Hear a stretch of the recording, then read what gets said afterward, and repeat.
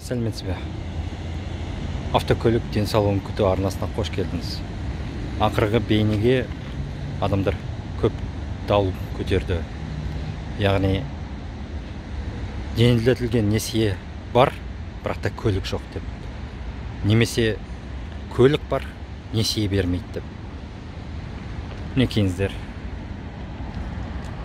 Көліктер толып жатыр. Бұл толғанымен, бірақ та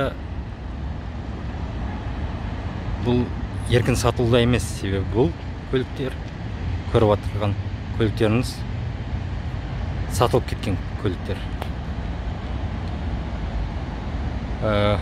Расында да қазір былайша айтқанда қолма-қол сатып алуға көлікті, қолма-қол сатып алуға көлік жоқ. Алдын ала жазыласыздар, сосын 2 аптадан 1 айға дейін тосасыздар көлігіңізді. Бұл көліктер жағдайы бойынша.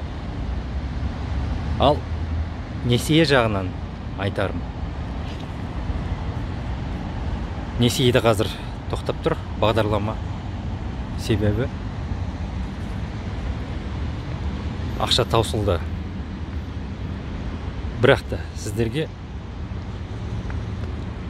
айтар әңгімем қазір бағдарлама қайтадан жалғасады. Қараңыздар, қазір әкімшілік, осы бағдарламаны жүргізіп жатқан әкімшілік, талай адамдар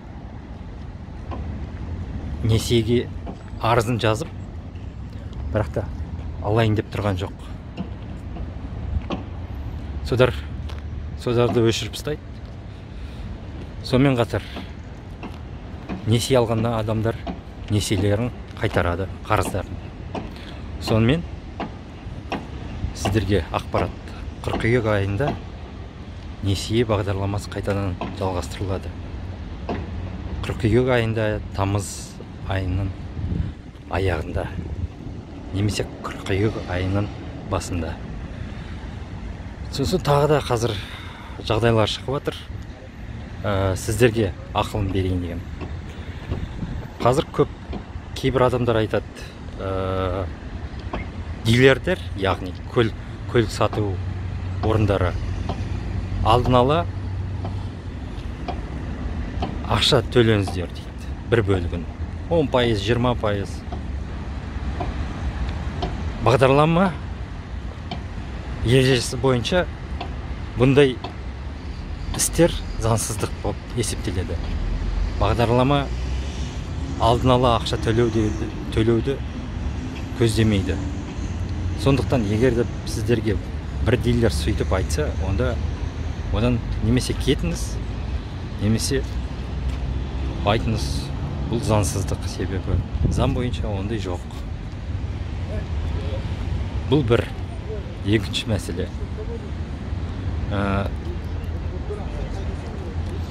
Екінші мәселе бұл, естеріңізде болсын, бұл бағдарламада тек қана бір банк емес, өзіңіз таңдаған банк. Жалпы айтып шығайын, 4 банк енгізілген. Бұл Халық банкі, Центр кредит банкі, Евразиялық банк және Форте банк.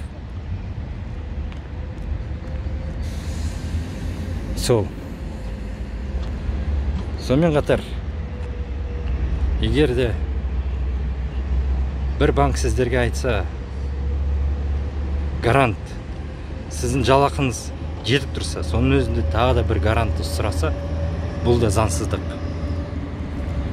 Жоқ, ол кешірім сұрайым, бұл заңсыздық емес, жай ғана банктың өз ережелері. Онда сіздерге ақылым, осы атаған 4 банкқа барып шығыңыздар. Тек қана бір банкқа бармай, 4 банкты аралап шығыңыз. Кейде дилерді, мысалы, мына дилерді 2 банк отыр. Евразиялық және Центр кредит банкі отыр. Сіз сол банктарға кіріп шығыңыз, арыздарыңызды беріп, көріп, қай банкқа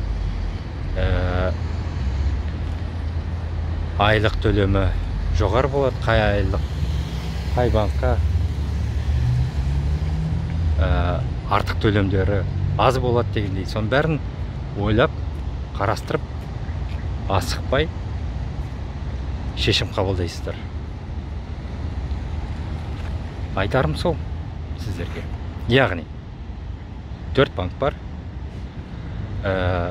Ешқандай алдын ала төлем жоқ сіздерге. Ешқандай гарант жоқ. Гарантты біреу тағы да сұраса, онда басқа банкқа барыңыз. Бағдарлама, тағы да айтайын, тамыздың аяғында немесе ең былай үлкен мерзімді алсақ, бұл қыркүйек айының басында, қыркүйек айында арғай жалғасуда. Сонымен қатар ақша қайтып келеді, бұл ақшалар сол себебі. Және тағы да 10 миллиард теңге арнайы Евразиялық банкқа беріледі. Сондықтан армандарыңызды бұзбаңыздар. Көлік әрбіреуімізге жетеді, қалаған адамдарға жетеді. Мерзімі қазір міне мына Chevrolet Cobalt көліктері 2 аптадан 1 айға дейін созылады. Қазір міне мысалы қолма-қол сатып алам десеңіз, тек қана механикалық қорабымен сатылады көліктер. Әрине несиесіз, қолма-қол ақшамен төлеп алып кетуге болады. Ал несие қыркүйекте, көлікте қыркүйекте болады деп айтуға болады. Бірақ та көлікке бәрібір де сіздер кезекке тұруға міндеттісіздер. Көлік бәріне қазір жеткілікті емес. Бірақ та бұл көліктер шығарылып жатыр, келіп жатыр. Сондықтан кішкене тоссаңыздар, бәрі болады. Иә, айтарым сол. Мысалы, Hyundai дилерінде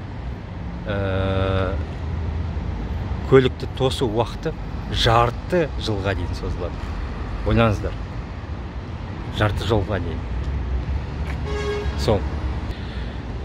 Бұл бейне сіздерге пайдалы болса, ұнаса, бейне астына пікір жазыңыздар, бейнеге лайк қойыңыздар, арнаға жазыңыздар. Жаратқан ие сіздерге риза болсын, және күндеріңіз керемет өтсін.